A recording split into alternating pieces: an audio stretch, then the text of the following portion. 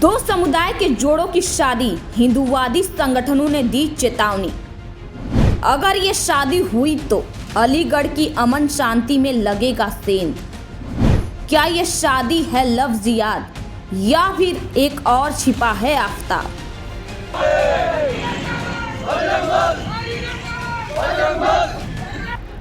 कसम से मोहब्बत की दुश्मन है दुनिया, कभी दो दिलों को मिलने न देगी। आप ये गाना तो सुने ही होंगे, जिसे पाकिस्तान की मशहूर सिंगर मुन्नी बेगम ने अपनी आवाज दी है। पर सच में अब ये गाना अलीगढ़ के दो प्रेमियों पर सूट कर रहा है। आपको बता दें कि जैसे ही हरिगढ़ की हिंदू लड़की और मुस्लिम लड़के की शादी का कार्ड सोशल मीडिया पर वायरल हुआ, वैसे ही अलीगढ़ की हिंदूवादी संगठनों और भाजपा के लोगों ने दोनों की शादी का विरोध प्रदर्शन शुरू कर दिया और जिलाधिकारी कार्यालय पर पहुंचकर नारेबाजी करते हुए जमकर हंगामा कर दिया और एक ज्ञापन प्रशासनिक अधिकारी को सौंपा गया। जिलाधिकारी कार्यालय पर पहुंचकर कई हिंदूवादी संगठनों द्वारा किए जा रहे हंगामे की सूचना मिलते ही पुलिस के उच्चाधिकारी भारी पुलिस फोर्स के साथ मौके पर पहुंच गए, जहां भारतीय जनता पार्टी की पूर्व महापौर ने गेस्ट हाउस के मालिक को अपने गेस्ट हाउस में शादी समारोह आयोजित न करने को कहा। सुनिए उन्होंने क्या कुछ कहा।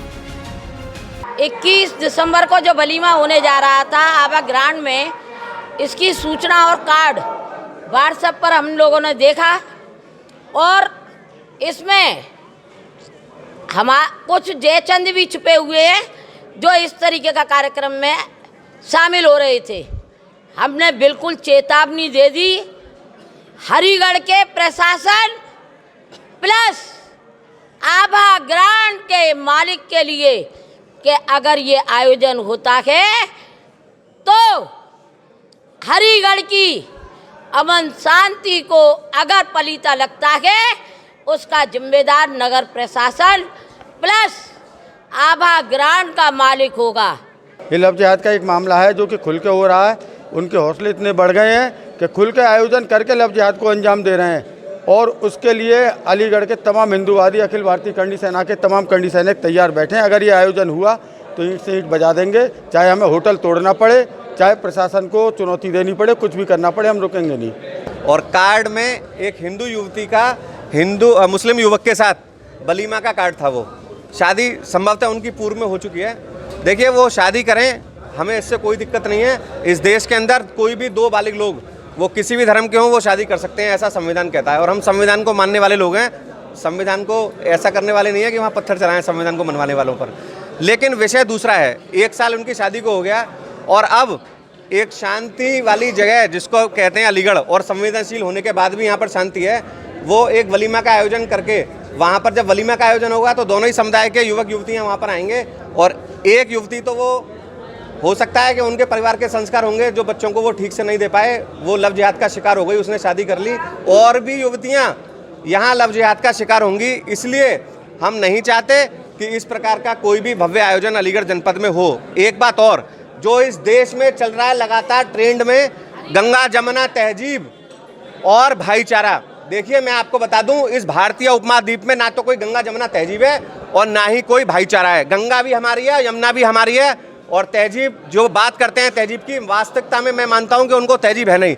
हम इस शहर की शांति व्यवस्था किसी भी सूरत में बिगड़ने नहीं देंगे, चाहे कोई भी हमें कुछ भी करना पड़े। हमारा काम है प्रशासन को, क्योंकि मैं एक सजग नागरिक हूँ, तमाम हिंदूवादी संगठन मेरे साथ यहाँ उपस्थित हैं, राजनीतिक दल के लोग भी मेरे साथ उपस्थित हैं।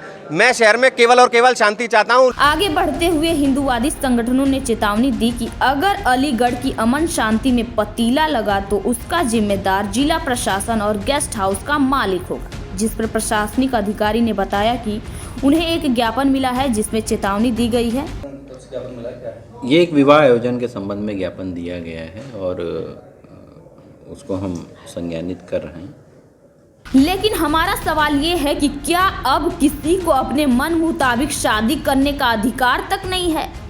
क्या हमारा संविधान दो समुदाय के लोगों को शादी करने और प्रेम करने पर रोक लगाता है? क्या हर मुस्लिम लड़के और हिंदू लड़के की शादी लव जिहाद है? आखिरकार कब तक आप एक मुस्लिम लड़के में आफताब ढूंढते रहेंगे? क्या हिंदू लड़के और हिंदू लड़कियों के साथ दुर्व्यवहार नहीं करते? सवाल कई सारे हैं, जवाब आपको समझना होगा। आपको अपने जीवन और जीवन साथी को कैसे जीना है और किसे बनाना है, इस पर सिर्फ आपका अधिकार होना चाहिए, ना कि किसी और का।